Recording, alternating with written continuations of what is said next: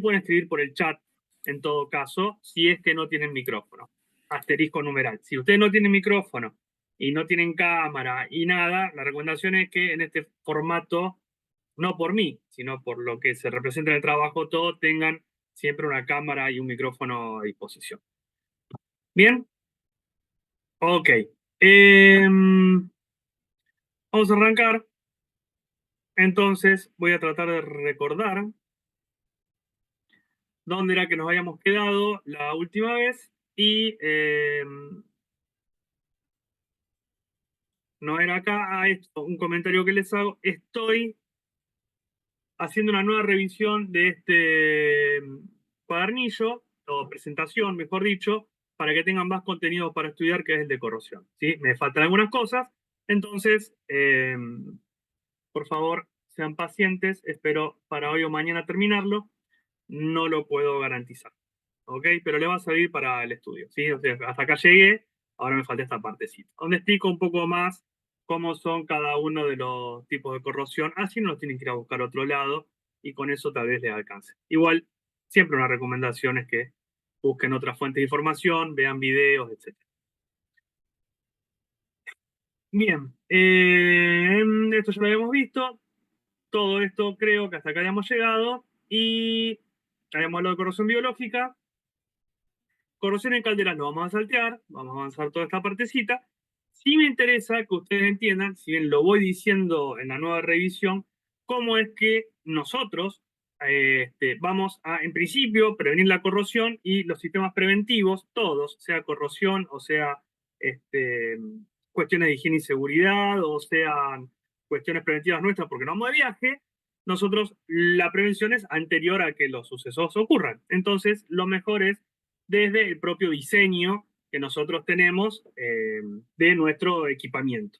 Entonces, entendiendo, haciendo un estudio del entorno donde nuestra pieza, máquina, herramienta va a trabajar, tenemos que evaluar, che, bueno, a ver cómo es la humedad, cómo es la temperatura, cómo son los gases, eh, si vamos a estar cerca de agua salada. Esto lo conté siempre, ¿no? Si yo tengo este, una, tengo que hacer alumbrado público de la escollera norte de Mar del Plata, no va a ser lo mismo, no tengo que tener las mismas en cuenta que si tengo que hacer alumbrado público de la ruta, no sé, Rosario Buenos Aires.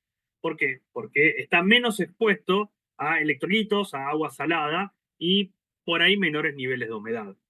Igual, si ustedes observan, y son observadores, en muchas rutas nosotros encontramos un montón de luminaria que está toda oxidada, y eso tiene que ver con un muy mal trabajo de pintura que se hizo, y que cuando las pintás al alumbrado público y después lo apoyás uno arriba del otro, se rayan entre sí, se sacan la pintura y después quedan todas las luminarias todas naranjas y corroídas. No va a afectar estructuralmente, pero estéticamente sí es un tema. También habíamos hablado, no hablando del estudio del entorno, por ejemplo, traje algo a colación que es muy cultural y que lo vimos todos los días, la orina de los perros, en el alumbrado público también. Y si ustedes se divierten con estas cosas o les interesa, pueden prestar atención que hay algunas luminarias que están todas corroídas por debajo, por justamente el orín de perro es un electrolito muy grande, muy fuerte, es muy ácido y entonces favorece la corrosión.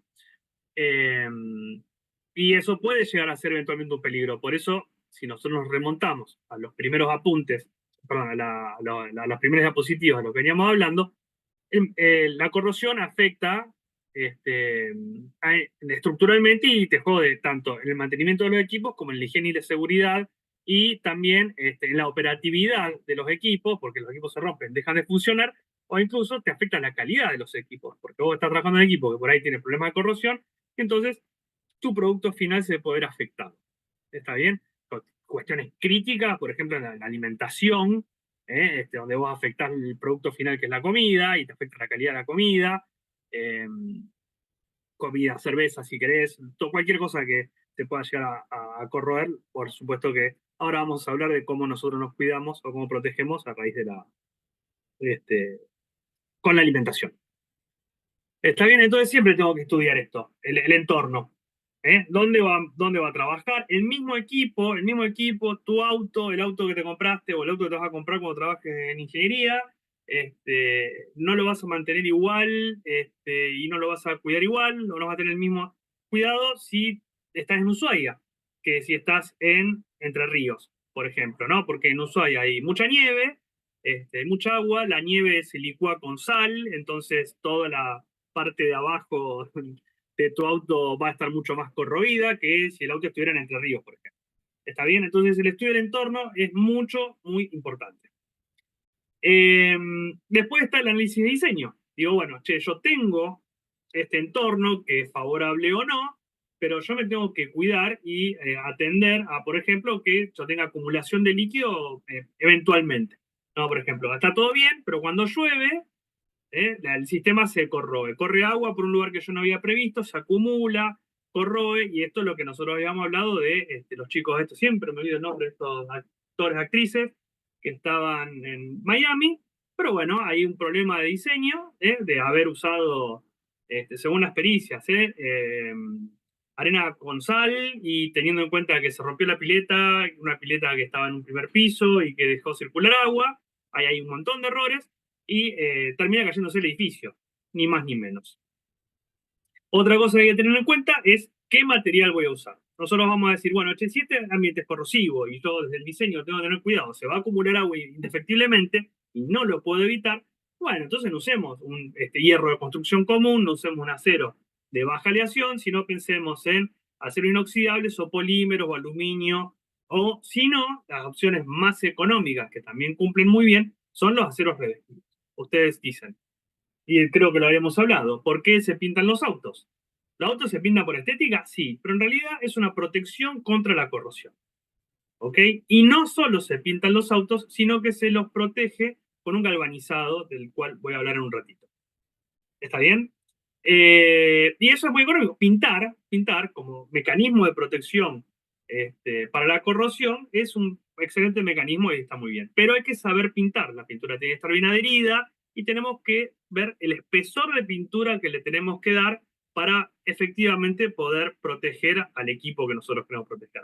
Si no hacemos eso, también hay otras opciones, como es, por ejemplo, el galvanizado, que ustedes ven, por ejemplo, los techos galvanizados, todos esos techos que son así corrugaditos, ¿no? A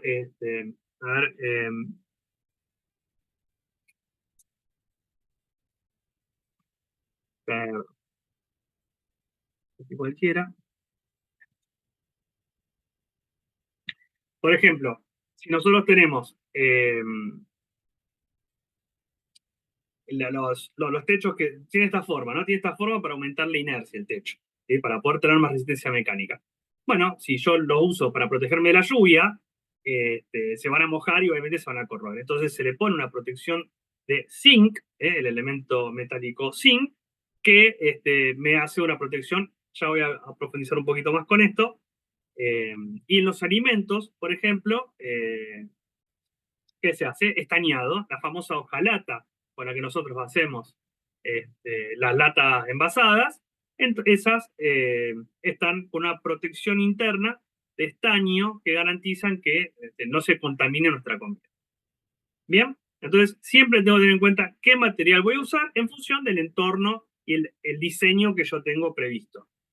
¿De acuerdo?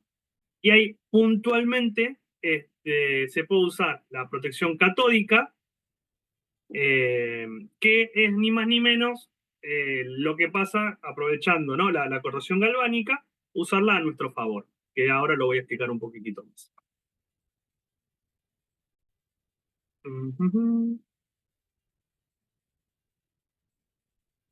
Bien, acá está, galvanizado y hojalata. El galvanizado es por inmersión o por electrodeposición. Mira vos, les repartí en su momento, y no me acuerdo por qué tema, mi muestra de galvanizado. Sí, ¿no? Sí, la repartiste, Lisandro. La mostraste, ¿eh? Yo Gracias, estaba. Ariel, gracias. Vos sos el mejor alumno, ¿sabías? Sí, te estoy prestando atención. Bien, creo que el único buen alumno que hay acá. Gracias, Eh, Lisandro. bueno, no, de nada. Siempre un placer tenerte de alumno. Gracias. Bueno, Fue, ¿no el, repartiste los minerales nomás? Ay, ay, ay. Bueno, a ver. No, fue antes que Claro, no me habló. acuerdo. Eh,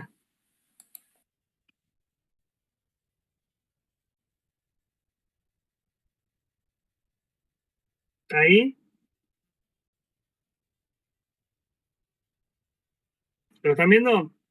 Sí, se ve. Bueno, esto lo repartí yo, ¿o no? ¿Se lo mostré o no? Yo la verdad no me acuerdo.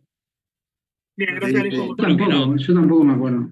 Listo. sí, Uy, Ari, qué problema. Lo mostró, lo mostró. Mirá que yo soy viejo y poco desmemoriado, pero me acuerdo. Lo mostraste. No me acuerdo Así que de qué estábamos hablando, creo pero que el fue tamaño de grano hace mucho. Puede ser. Puede ser que es estamos ahí, hablando de los granos, puede ser. en el parcial 1. Ujú. Ahí lo Hace ven. ¿Ven mucho. eso? Ahí lo tengo bien enfocado. Eso que ven ahí lo tienen que reconocer en muchos lugares, por ejemplo, en los sistemas de ventilación, en los colectivos, se usa mucho este tipo de recubrimiento, que ni más ni menos son granos de zinc lo que ven. Esos colores distintos son granos de zinc. Y el zinc trabaja como ánodo, entonces, ¿qué pasa? Si a mí se me salta el zinc, como estamos viendo, ahora les muestro de nuevo acá estamos.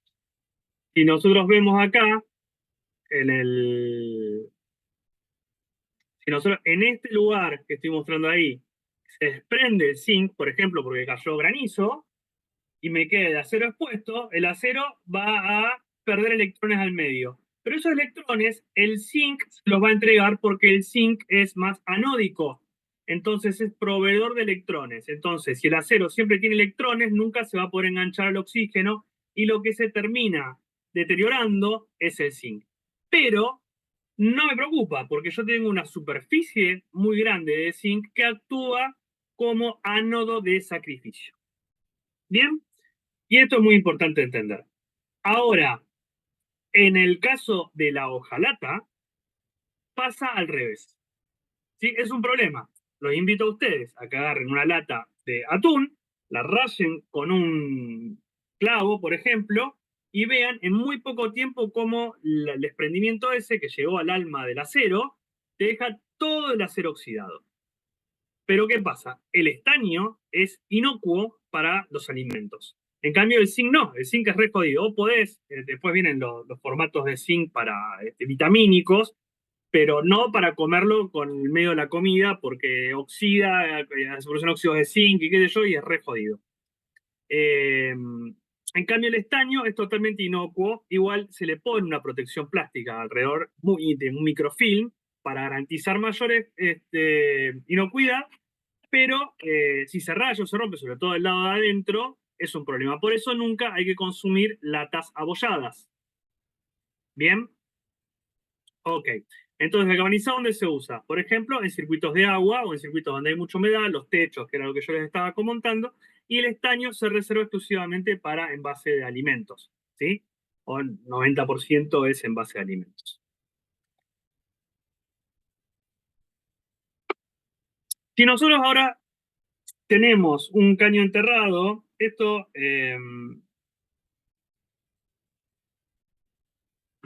ahí, Ari, si le puede pasar el link a quién, a Gabriela que está preguntando,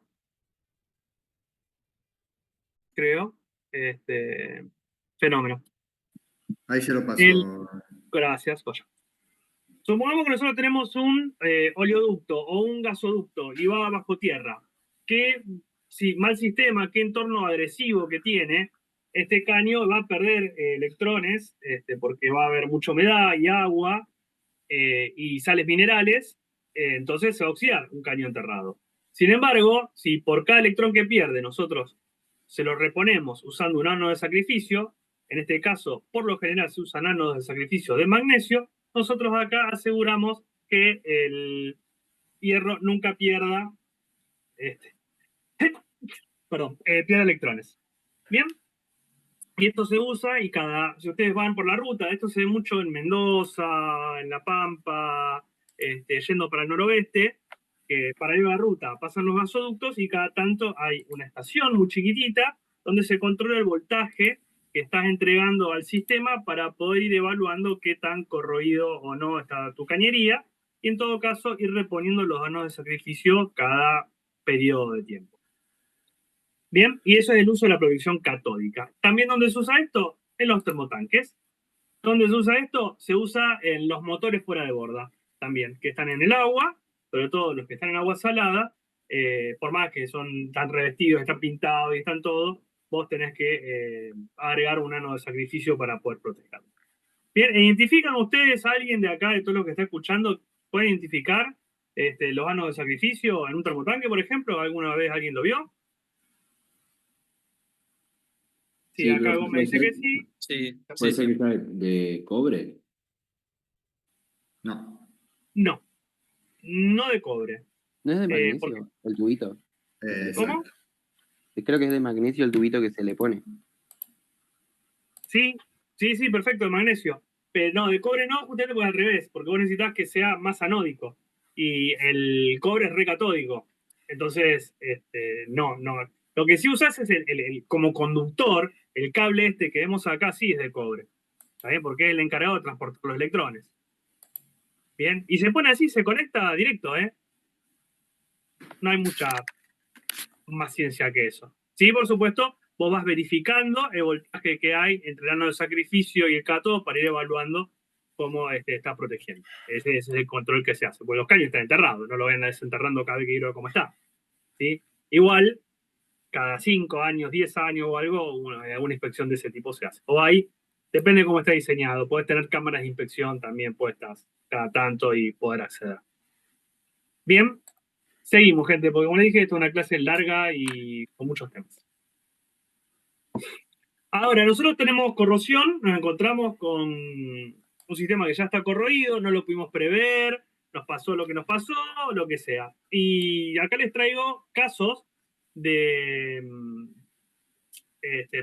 reales, porque, bueno, por experiencia, lo que viene acá en la imagen esta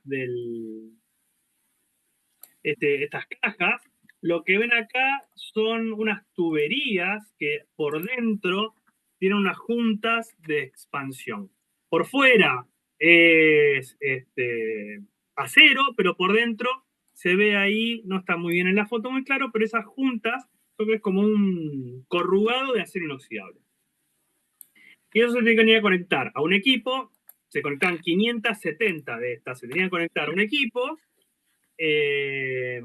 para que pase agua por ahí, ¿no? Un sistema de conexión que tenía que estar totalmente aislado del medio y que por cambios de temperatura vos necesitabas que ese corrugado te actúe como expansor o contractor y que no se rompa y que circule agua por ahí. Y la parte de afuera es estructural.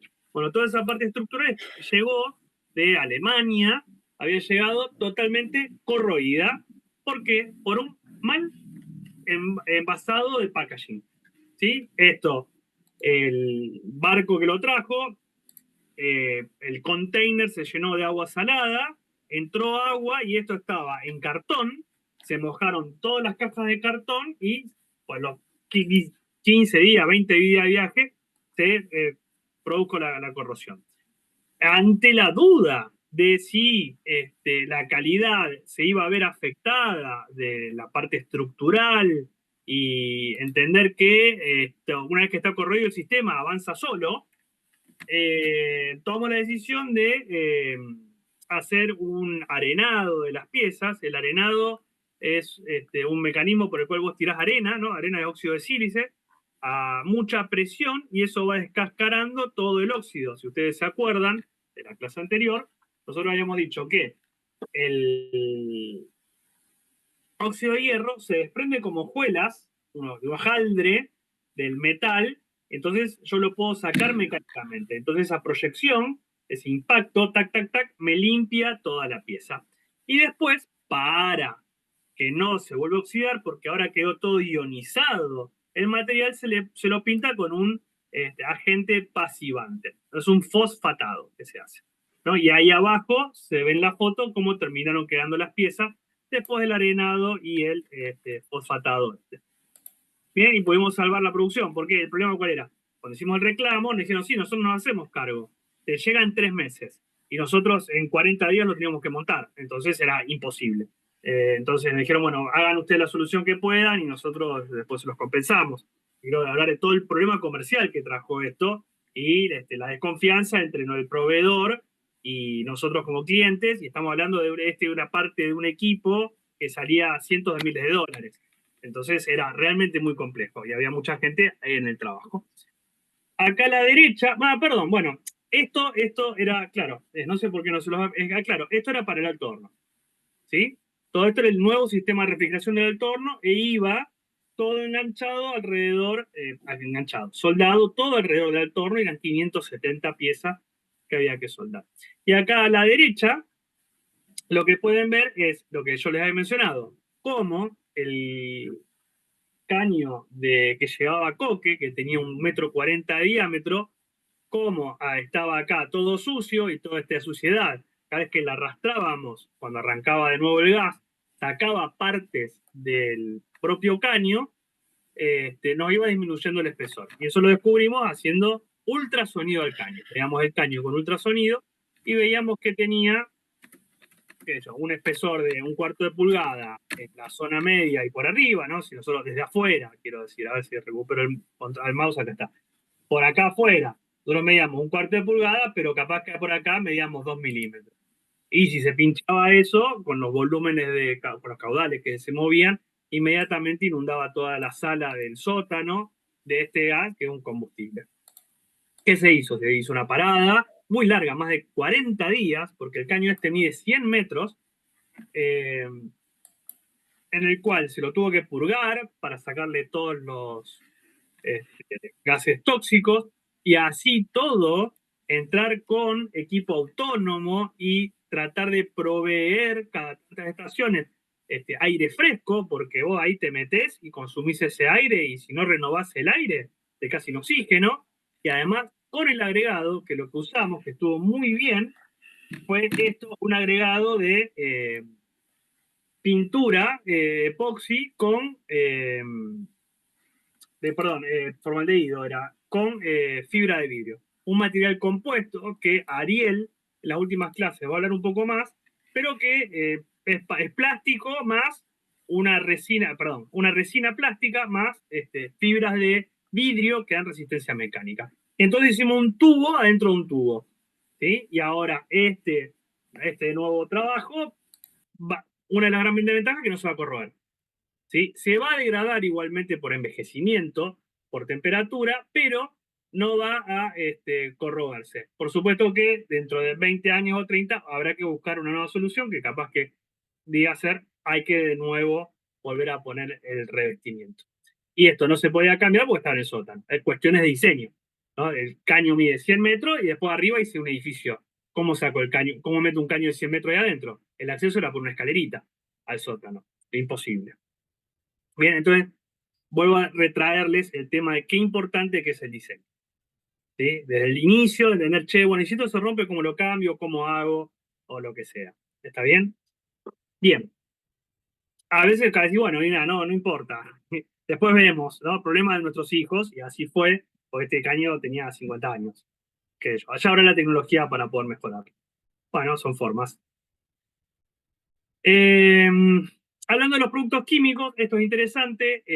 Ustedes habrán oído hablar de antióxidos, de convertidores, de inhibidores que se pueden comprar en la ferretería o que alguna vez han usado. Eso está muy bien para algunos casos muy puntuales, pero no para, por ejemplo, solucionar una corrosión galvánica.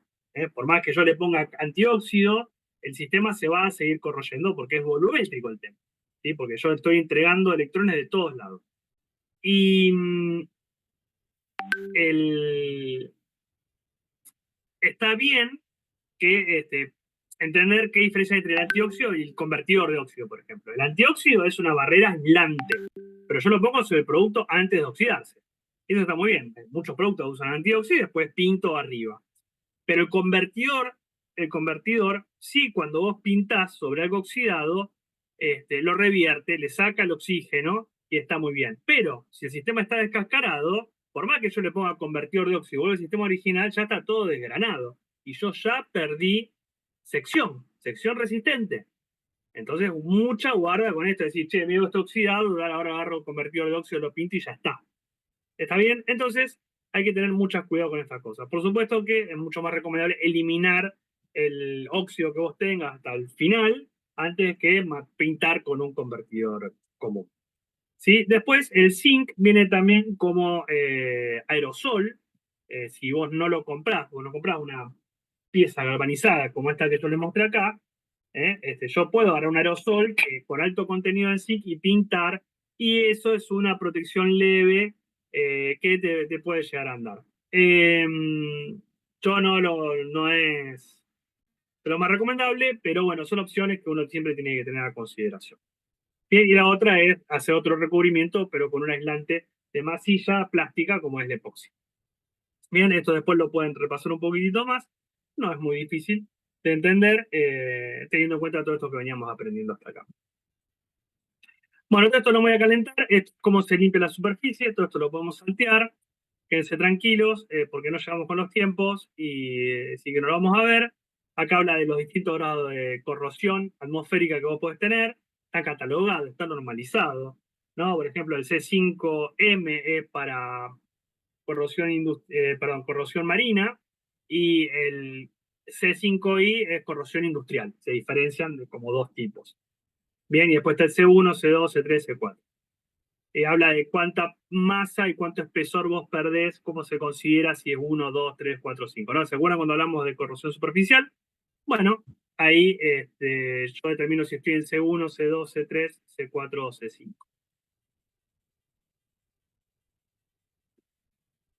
Bien, terminamos con el tema de corrosión, pero antes de pasar a otro tema, me gustaría saber si tienen alguna consulta de algún tipo con respecto al tema.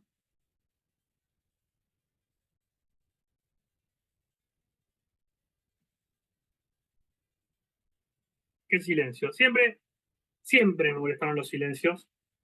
Ya lo hablamos un montón de veces. No tengo dudas de que no entendieron todo lo que hablé.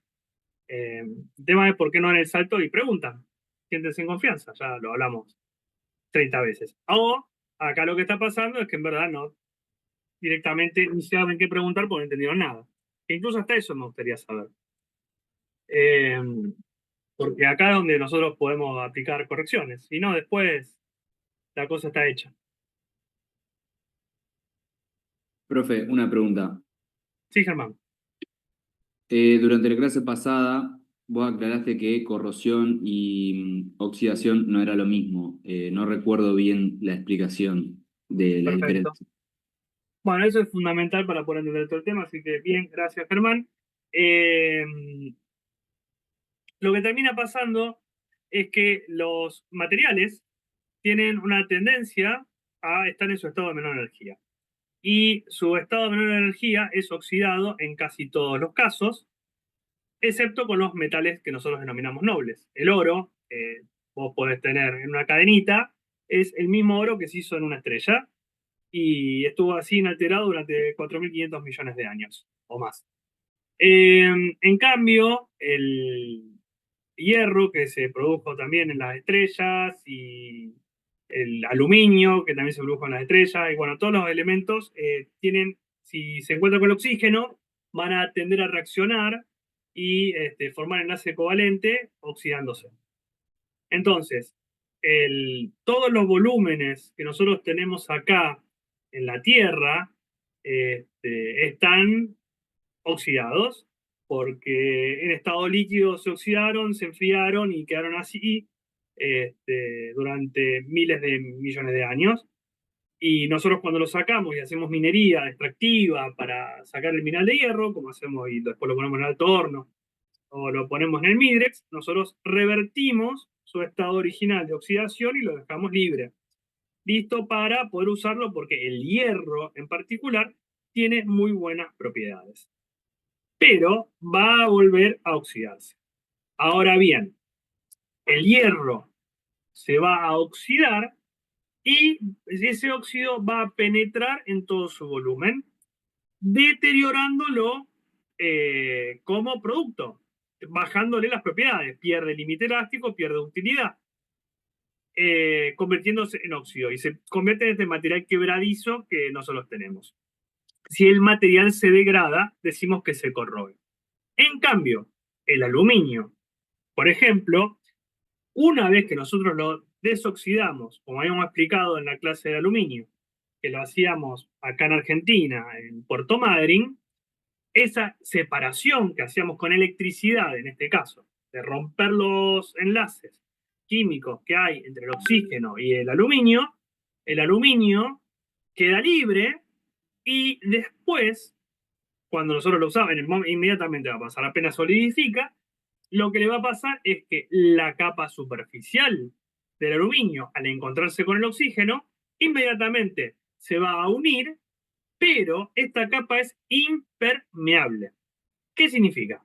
Que el oxígeno no va a seguir avanzando y va a convertir a todo el aluminio en alúmina.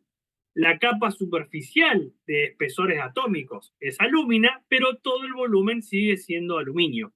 Entonces ahí el aluminio se oxida y no se corroe. Esto con respecto al oxígeno. Ahora bien, si yo te agarro un pedazo de aluminio y le empiezo a echar ácido clorhídrico, lo voy a degradar y lo voy a corroer. ¿Está bien? Entonces, sí, pero ácido. Bueno, en las industrias, muchas industrias usan ácido como materia prima para sus productos. Entonces, yo tengo que tener mucho cuidado cuando manejo ácidos y ver en qué tipo de recipiente lo pongo, porque ni el aluminio ni el acero inoxidable van a poder bancar tener ácido clorhídrico. Y ahí es donde entran los plásticos, o los elastómeros, que son tan buenos para resistir químicamente el ataque de los ácidos. ¿Bien? ¿Contesté la pregunta, Germán? Sí, profe. Muchas gracias. No, de nada. Para eso me pagan. ¿Qué más? Profe, Sí. a mí me quedó dudas Perdón, de... una interrupción. Me quedan 5 minutos. Si estamos hablando y se corta, se vuelven a conectar inmediatamente al mismo link. Adelante. me quedó dudas de cómo elegir el ánodo de sacrificio según qué material es el que yo quiero proteger. Siempre tu ánodo de sacrificio tiene que ser anódico respecto a tu material. Pero en líneas generales, vos vas a proteger hierro y lo vas a proteger con... por lo general se usa magnesio. Sé que se usan otros materiales, desconozco cuáles, pero por lo general es magnesio. Hay otro tipo de protección que no les quiero hablar mucho, que es la anódica, es donde directamente yo le doy electricidad al sistema. En vez de darle un ánodo de sacrificio y que la electricidad vaya sola, lo alimento con electricidad para estar todo el tiempo dándole átomos. Perdón, átomos no, electrones. ¿Ok? Pero ahí no vale la pena ni que me meta. Ok, pero magnesio está bien. Ahora, si Ariel estaba ahí a mano, me vaya a decir el otro más. Pero siempre que viene la tabla periódica va a poder chequear que mientras sea más anódico va a estar bien. ¿Sí? Y que tiene ese barato también, porque no voy a usar aluminio. Está bien, por ejemplo, que es más anódico que el hierro. Lo más recomendable, lo más barato es magnesio. Todos usan todo magnesio. En gas también, los cosas de gas, las cañerías de gas usan magnesio. Gracias, Ari. Bien, ¿alguna otra consulta? Digo, ¿alguna otra consulta? ¿Digo bien?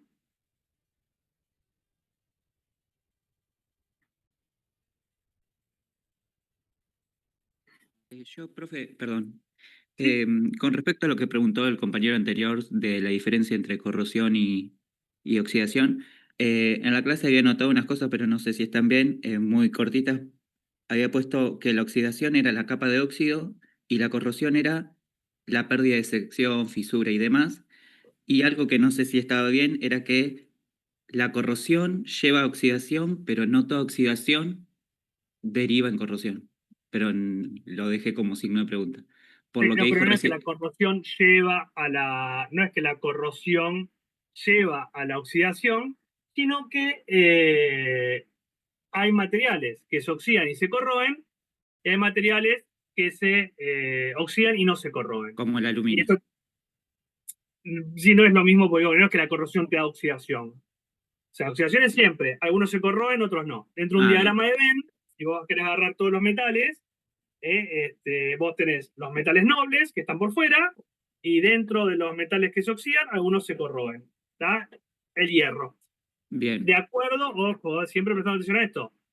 Ojo, estamos hablando de corrosión atmosférica, del oxígeno, porque después si empezamos a jugar con ácidos, ahí ya el tema se complica. Sí, sí. Bien. Perfecto. Gracias. O ya, ¿algo más?